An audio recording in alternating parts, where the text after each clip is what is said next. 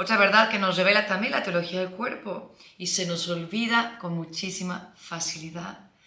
Soy hijo amadísimo de Dios, esa es mi identidad fundante.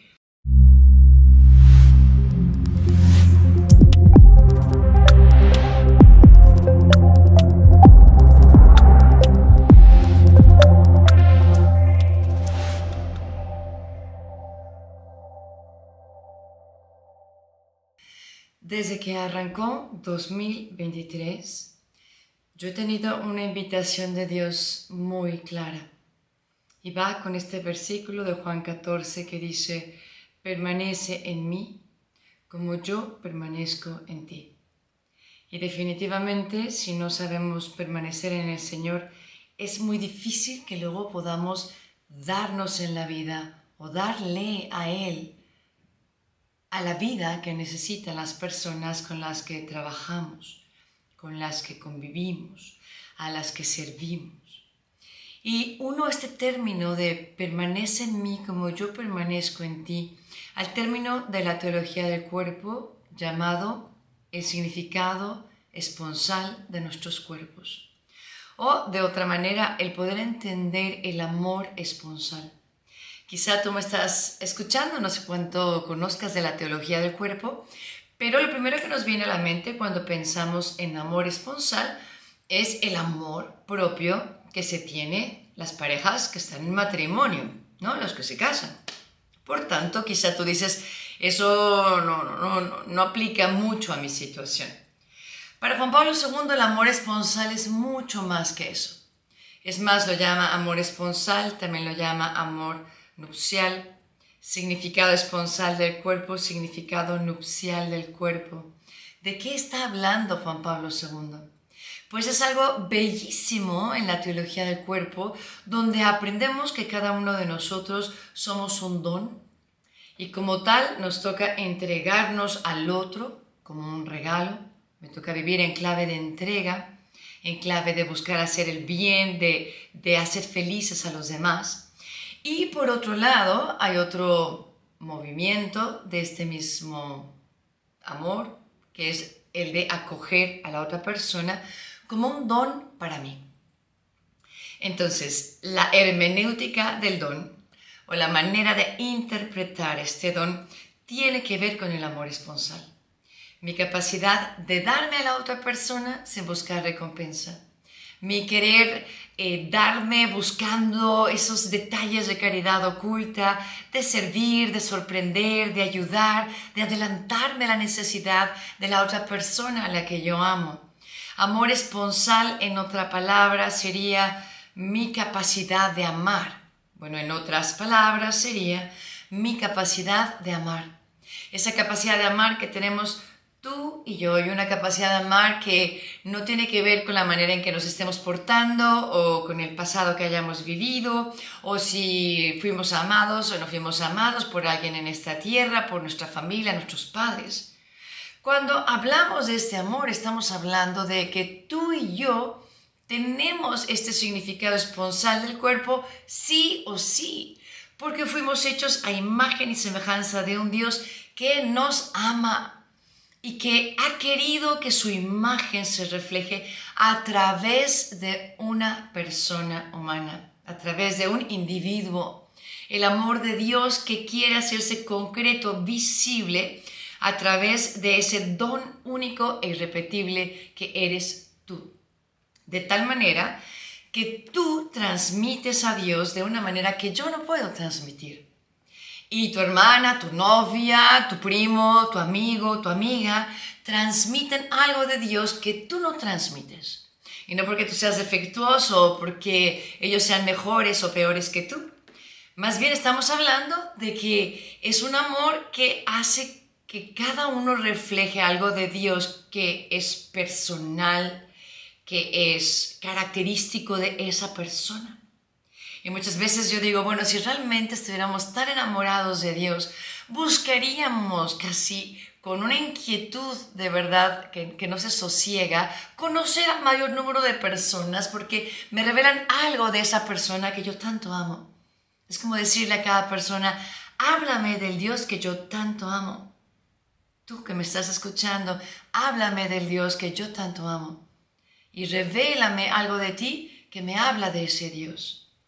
A través de tu mirada, a través de tu manera única de ser, a través de tu personalidad, a través de esa nobleza de corazón, a través de tus luchas, de tus anhelos, de tus ilusiones. Y sí, también de las partes duras y cómo las has enfrentado, pero todo lo que tú eres, que va más allá de lo que has hecho, bueno o malo, refleja a un Dios que yo quiero conocer. Ahora, definitivamente nosotros podemos ayudar a Dios para que ese reflejo pues sea más constante, o que ese reflejo sea más intenso, o que sin que nosotros nos lo propongamos, podamos hablar de Dios a aquel que nos encuentra y que diga, no sé qué tiene esta persona, pero tiene una paz que realmente me cautiva. No sé qué tenga esta persona, pero de verdad tiene un gozo y una alegría tan sincera y una manera de ser tan libre que yo quiero eso. Qué ganas de poder predicar el Evangelio sin palabras, a través de nuestro testimonio, ¿no? Qué ganas de ser realmente ese don para los demás y qué ganas de poder realmente honrar a la persona que está frente a mí. Esos somos los que seguimos a Cristo. El reino ha venido a tu corazón si tú puedes reconocer en cada persona humana, a pesar de sus errores, a pesar de sus pecados, a pesar de su debilidad, poder honrar a esa persona humana por el hecho de ser persona, por su dignidad como individuo, imagen y semejanza de Dios. Que yo pueda pisar tierra sagrada cuando me acerco a una persona, al misterio de una persona. Porque somos un misterio. Ni siquiera nosotros nos terminamos de conocer a nosotros mismos y cada día hasta nos sorprendemos de las cosas que queremos, anhelamos o cómo reaccionamos y decimos, ¿qué me pasó? ¿O por qué traigo esto? ¿O nunca lo había pensado? Y seguimos descubriéndonos y seguimos como dándonos ese clavado, echándonos ese clavado al interior para ir descubriendo maravillas que Dios va haciendo en nosotros casi sin que nos demos cuenta. Pues bien, para poder tener esta capacidad de entrega, de querer dar este Dios a través de mi don único e irrepetible, yo primero tengo que recibir a ese Dios. Por eso veo esta gran llamada que te comparto. No es única porque parte justamente de un versículo del Evangelio. Permanece en mí como yo permanezco en ti. Es Jesús que te dice estas palabras. Yo hago morada en tu interior. Yo siempre estoy contigo. No solamente somos templo del Espíritu Santo, como quizá nos ha repetido nuestra madre o nuestra abuela, sino que es mucho más que eso. Somos morada de la Trinidad completa, todo un Dios que mora en mí, que me sostiene en la existencia. Por tanto, qué gran necesidad tenemos para vivir el significado esponsal de nuestros cuerpos y para hacernos capaces de amar. Además de sanar, que muchas veces yo se los he dicho, primero hay que acudir a la Eucaristía, primero hay que acudir a la confesión, que son sacramentos por excelencia que sanan. Y no se diga la unción de los enfermos, que no solamente es cuando uno ya está a punto de morir, córrele Padre, por favor, dele la unción. La unción es un sacramento de sanación. Hay casos inclusive donde hay, por ejemplo, una depresión severa y uno puede recibir ese sacramento como un auxilio divino para poder vivir esta enfermedad psicológica o física fuerte que yo estoy experimentando y necesito la gracia de Dios. Pero bueno, independientemente de que claro que sanar el corazón nos va a llevar a una mejor capacidad de amar, la fuente primera, antes que todo esto, es la intimidad con Dios, es el volver a Él, es el dejarle a Él habitarnos, el sabernos habitados por un amor grande, por una presencia que todo lo puede y una conciencia mía de que yo unida o yo unido a Él, todo lo puedo y nada tengo que temer. Y para poder entender este término de la teología del cuerpo del amor esponsal, quiero darte el ejemplo de uno de los discípulos que, bueno, más me encantan. Siempre que preguntaban con cuál de los apóstoles te identificas, yo siempre decía con este discípulo. Y luego cuando me fui conociendo a mí misma dije, no. Como este discípulo yo quiero llegar a ser, pero en realidad yo soy otro discípulo. Adivinen a cuáles me refería. El que yo pensaba que era, pero en realidad es el que yo quisiera llegar a ser, es San Juan. Y el que yo no quería, pero en realidad más de una vez he visto que soy más como él, es San Pedro. San Pedro que yo creo que tenía un carácter colérico, ¿no? De repente como que explotaba, de repente decía cosas muy buenas, pero de repente yo me lo imagino con un carácter que para llevar el timón de la iglesia lo necesitaba, ¿no? Pero es un corazón noble. Pedro ama al Señor y trata lo mejor y dice, Señor, yo nunca te voy a negar y yo contigo hasta la muerte. Y luego, ¿verdad? Bien cobardito el hombre, cobarde, y se escondía. Pero hoy les quiero hablar de San Juan, un discípulo que siempre me ha inspirado para entender mejor este amor esponsal, que si bien es ser un don y darnos al otro y saber acoger al otro, al primero que tenemos que saber darnos y acogerlo es a Dios. Y creo que ahí es donde más nos cuesta, ¿no? Ahí es donde traemos muchas veces nuestras barreras y decimos, Señor, ¿cómo puedo yo estar cerquita de ti? ¿Cómo puedo ser alguien que sacie tu sed? ¿Cómo puedo dejar que tú me ames cuando yo estoy tan rota? Cuando traigo un corazón herido, cuando he vivido en pecado, hace mucho que no me confieso, cuando estoy enojada contigo, o estoy enojado, muy enojado contigo porque siento que no estás conmigo. No sé, todo lo que nos sucede en la vida y que muchas veces viene del enemigo o de mentiras que nos hemos creído y finalmente logran el objetivo de alejarnos de Dios. Volvamos a la intimidad con Él y volvamos a este ejemplo de San Juan, que fue aquel discípulo que llegó a llamarse el discípulo amado. Aquel discípulo que pudo recostarse en el pecho de Jesús y escuchar sus latidos. Dicen que era el apóstol virgen, el más joven entre los 12 apóstoles, el que estaba fiel al pie de la cruz, pero no solamente allí. Siempre andaba en la tercia cuando Jesús escogía 3 de vengan conmigo, y ahí va, ¿no? La transfiguración. Y vengan conmigo, y le tocó ver cómo exorcizaba un endemoniado. Y vengan conmigo, cuántas cositas donde siempre lo tenía muy cerquita de él.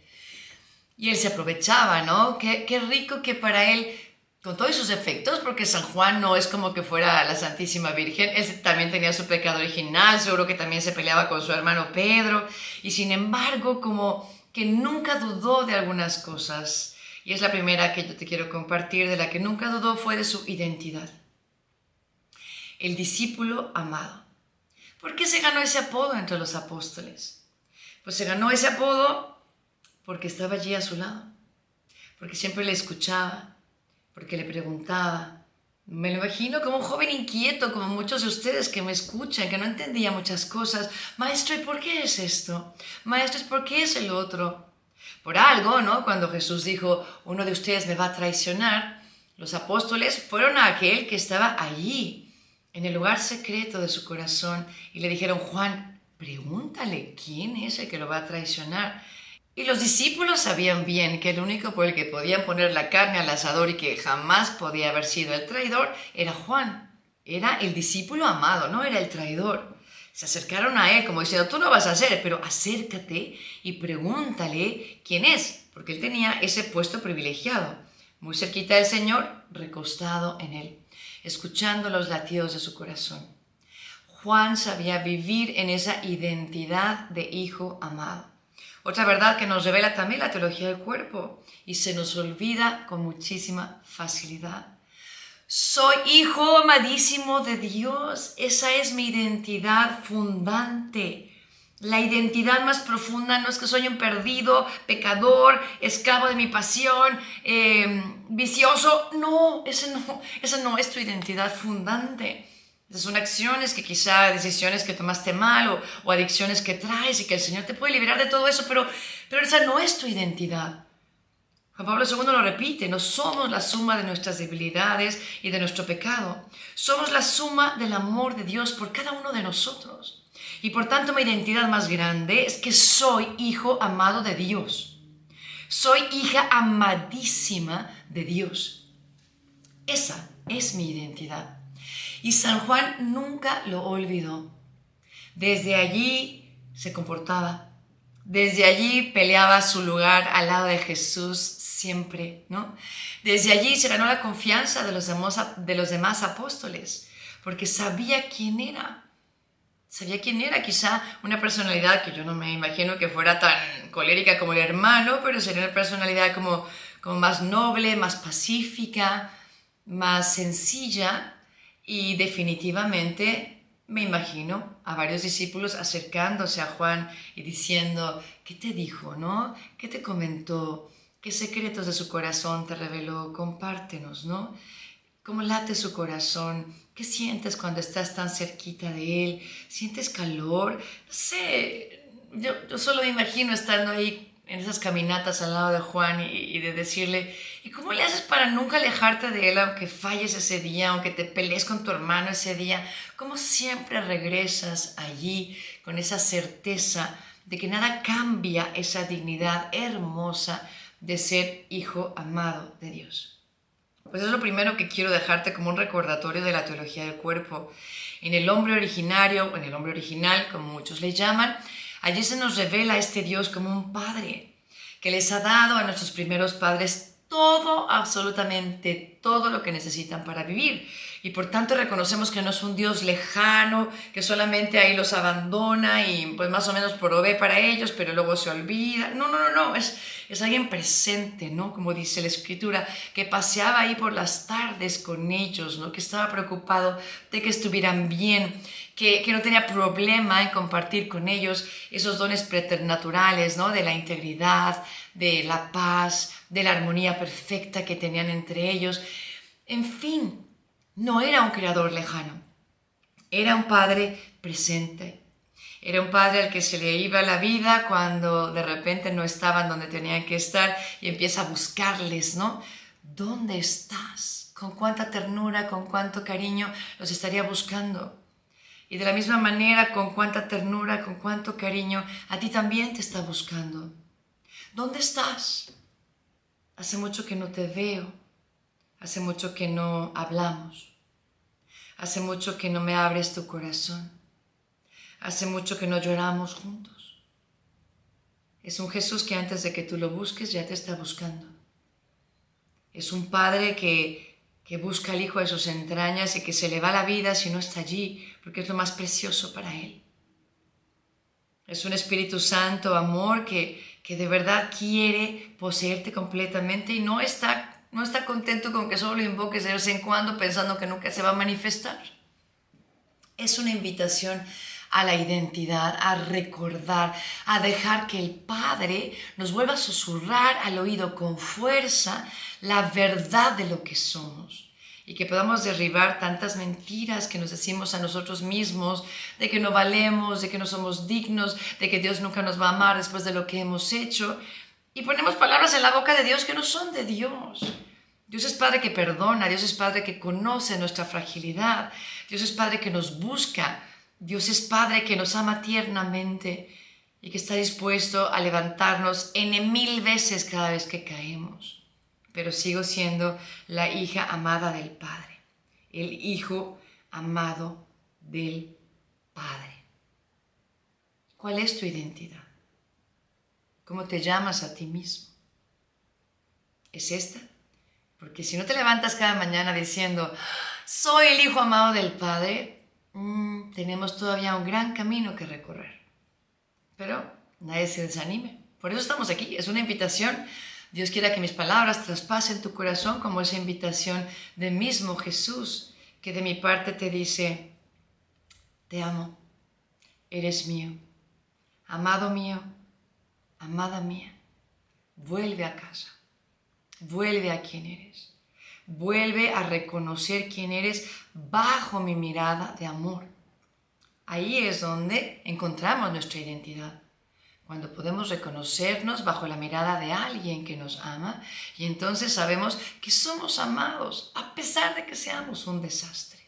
Y ese mismo amor, claro, luego te lleva a decir, no quiero ser tan desastre, Señor, enséñame cómo volver a ti, enséñame cómo ser bueno. enséñame a ser bueno, enséñame a amar. ¿Okay? Una gran primera lección de este discípulo San Juan. Otra segunda gran lección que nos puede dejar este discípulo cuando hablamos de esta intimidad con el Señor para poder vivir nuestra responsabilidad con Él es justamente esta lección de la unión con Dios en el sufrimiento. San Juan nos da un grandísimo ejemplo. No sabemos si de voluntad propia Él estaba allí, pero al pie de la cruz estaba su madre y el Hijo amado, la Magdalena y alguna María de Cleofás. O sea, con una mano los contábamos y sí sabemos de cierto que Juan estaba allí. Se ve que también María le tomó más cariño, quizá por ser el más joven, como somos las madres, ¿no? Que nos da más ternura y acoges a aquel que necesita más de tu aliento, de tu cercanía, de tu cariño. No sé, hasta me imagino a Juan llegando y a todos ya les tocó una parte y María le dice, a ti te guardé una extra, ¿no? Porque estás creciendo. Allí estaba.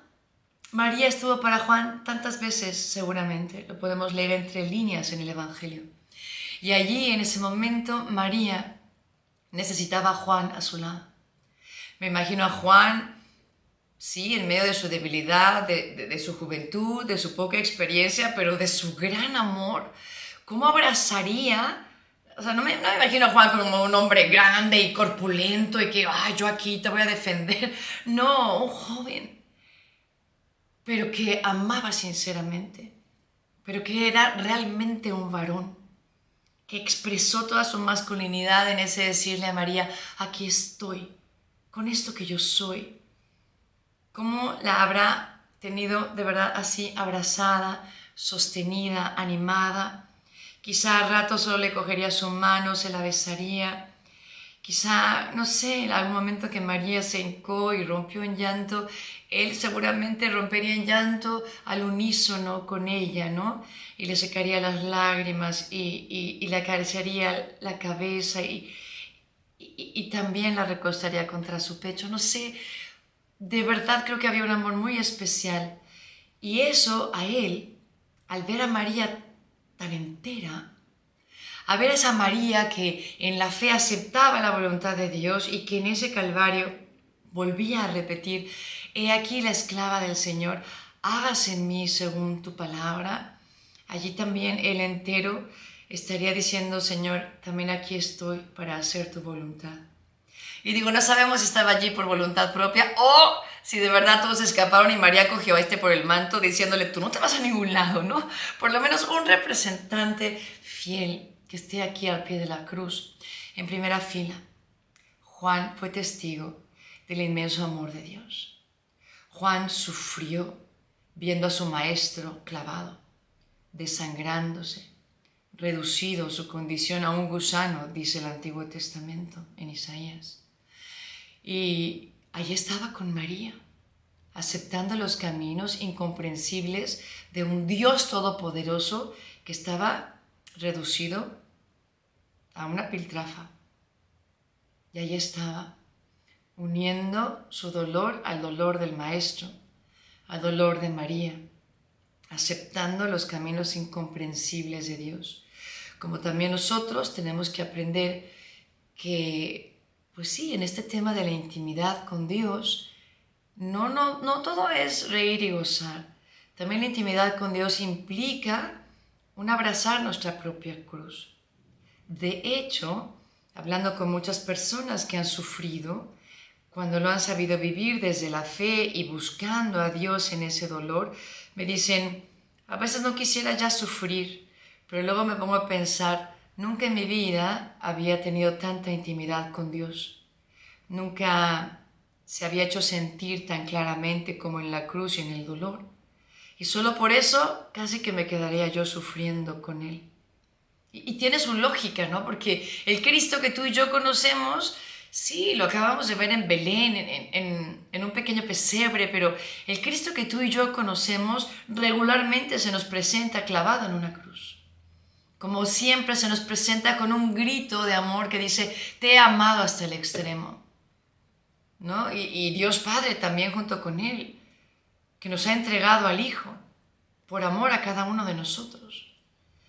Pero ese amor te lleva a decir, también abrazo mi pequeña cruz y la uno a la tuya, Señor, que es más grande que la mía. Pero sé que tú cargas conmigo esta cruz, que tú eres también mi Cirineo, que tú eres quien en medio del dolor me ayuda a encontrar intimidad contigo si yo me abro en impotencia ante el dolor que me sobrepasa. Unión en el dolor, pero unión con Jesús. No se nos olvide. Abrazar la cruz sin Jesús de verdad es tortura inaguantable. Pero poder realmente no solo soportar esa cruz, sino abrazarla desde el amor y abrazarla sabiendo que en esa cruz está Jesús y como nunca voy a encontrarla íntimamente, ¡wow!, cambia toda la historia de lo que yo pueda estar viviendo. Así que animémonos, yo también me animo a mí misma a entender que es una invitación a una mayor intimidad. Los momentos de cruz son momentos de confianza en Dios. Santa Teresa le decía al Señor, no, Señor, si así tratas a tus amigos, ¿no?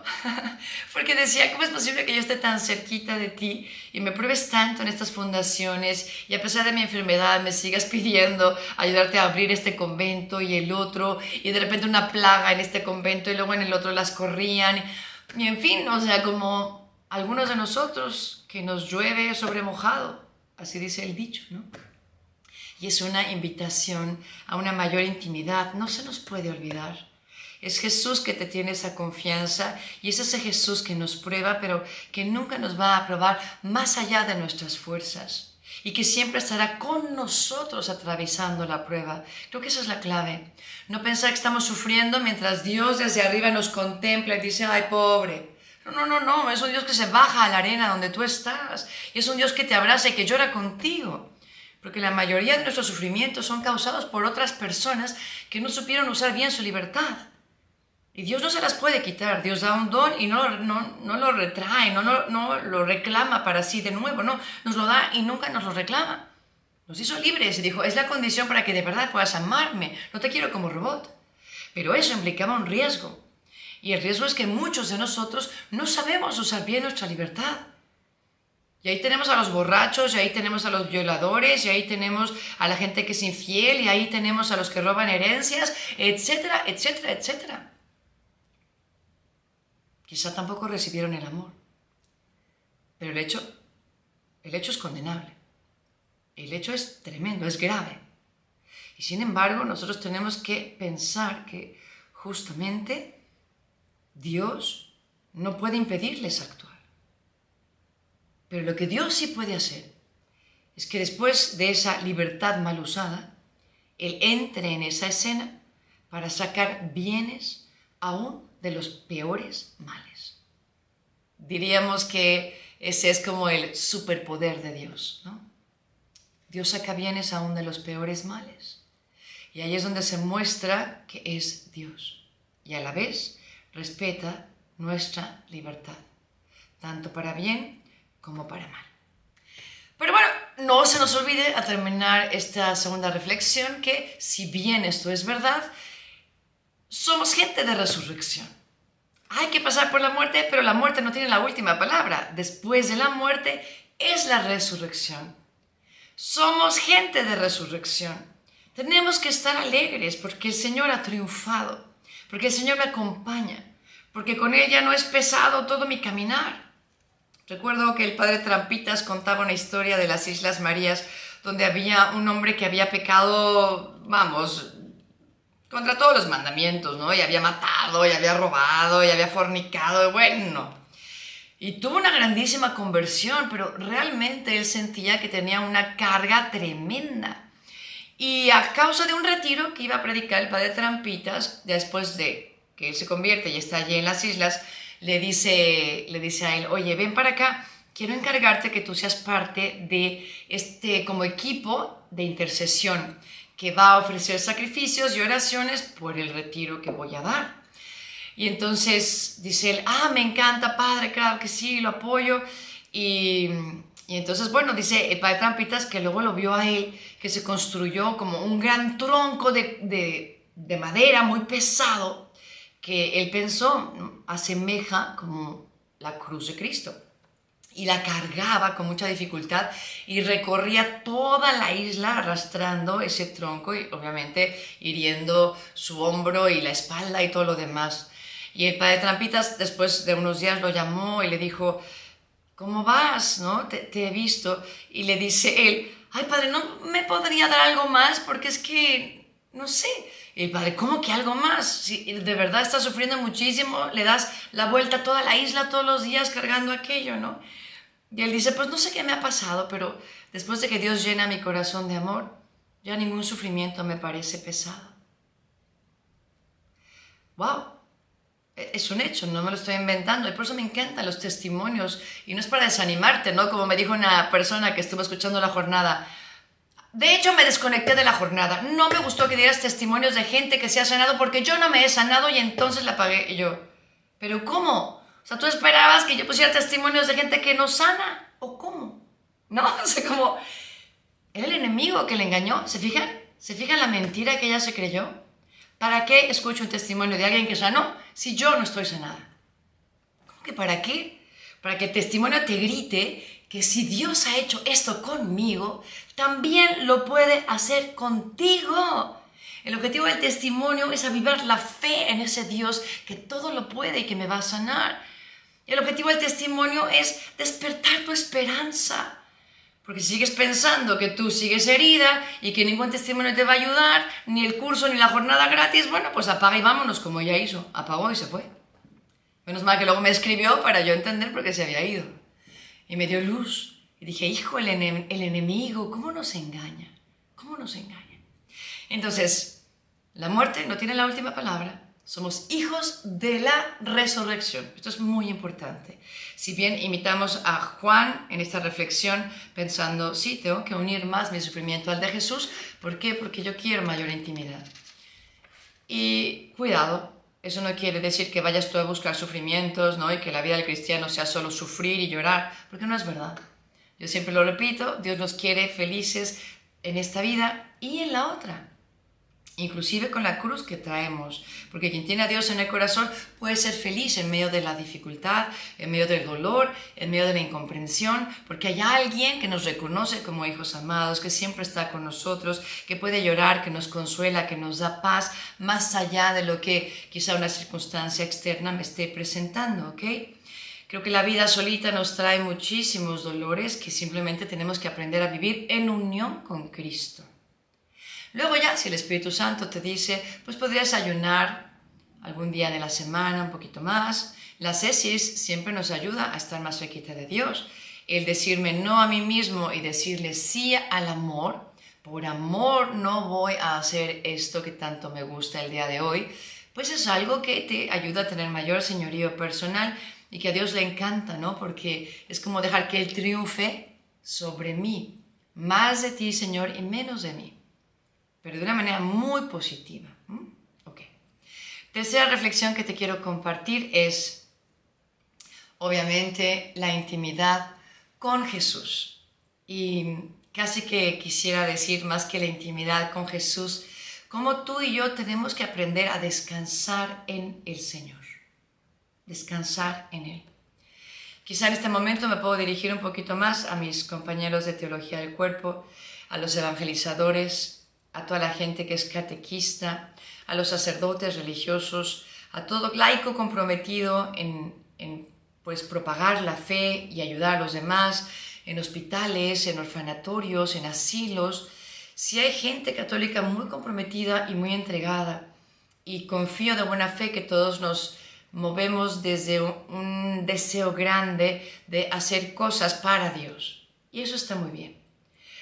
Pero aquí yo quiero decirles, cuidado con hacer las cosas solamente para Dios y no hacer las cosas desde Dios.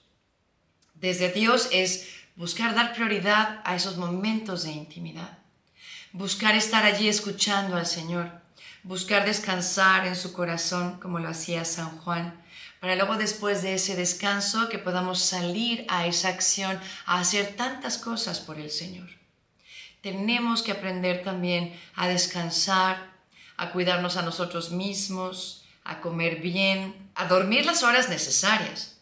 Claro, que no seas un dormilón, pero lo necesario, sí, porque hay que estar bien como instrumentos del Señor, ¿no? Bueno, como colaboradores del Señor sería más exacto. Como colaborador del Señor, yo necesito estar descansado y bien comido, sin excesos, pero con lo necesario, descansar en el Señor. Hace poco me enteré de un amigo mío, sacerdote, que pues servía a muchas parroquias, tenía un encargo muy exigente y en su celo apostólico, de muy buena intención inicial, pues claro, se mataba por llegar al mayor número de comunidades, incluso manejando a altas horas de la noche, con gran cansancio, etc. Hasta que, después de algunos años, en una de esas noches, ya cansado, manejando rápidamente para llegar a la comunidad que seguía y servirles con los sacramentos, se le cruzó una persona y tuvo un accidente. Y desafortunadamente esa persona murió. No quiero contarles de verdad el shock en el que está mi amigo, la ayuda grande que ha tenido de los abogados, de los psicólogos, de gente de su comunidad de oración. Tuvo que regresar a casa, a su familia, para volver a encontrarse, ¿se fijan? Para volver a las raíces de quién soy, para volver a empezar, para en el Señor poder encajar esto que había sucedido. Y de verdad no le estoy criticando, sino yo misma se lo comenté y le digo, por eso tenemos que tener un realismo antropológico. ¿Qué quiere decir? No olvidar que somos seres humanos y el ser humano se cansa. Y el ser humano necesita respirar, el ser humano necesita descanso. No para que todo el día estemos rascándonos la panza, pero un poco de deporte a la semana, dormir las horas que necesitamos, ¿no? Mínimo 7 horas. Comer sano y no ahí a la carrera, lo que sea, calentándole en el micro, como decimos todos rápido. No, cosas que se cocinen en casa, en un sartén rico, al calor de una estufa. Todo eso es por poder ser mejores instrumentos de Dios. Entonces, cuando uno vive así, podemos realmente ser luz para los demás, pero no terminamos en lo que se llama comúnmente un burnout. O sea, me quemé yo mismo, o sea, estaba ardiendo tanto para los demás que yo terminé quemado. Oigan, no. Y más que estas cosas naturales, y más que estas cosas humanas, sobre todo, qué importante custodiar nuestros ratitos de oración con el Señor. Esos ratitos donde de verdad yo descanso en ti, ¿no? Como lo hacía San Juan, como se recostaba, cómo dejaba de lado sus preocupaciones, cómo respiraba, simplemente sabiéndose amado y sabiendo que estaba con el amado. Y de allí salía a evangelizar, salía a darse, salía, ¿no? A curar, a evangelizar, a levantar enfermos, a curar toda clase de enfermedades, a resucitar muertos. Pero descansaba en el Señor y luego salía a trabajar por Él. Pero desde Él sacaba su energía, ¿verdad? Sabía descansar en el Señor, sabía tener paz con Él, dedicarle los tiempos que necesitaba para desde allí luego tener ese celo por evangelizar, por curar, por sanar, por hacer tantas cosas que hacemos por el Señor.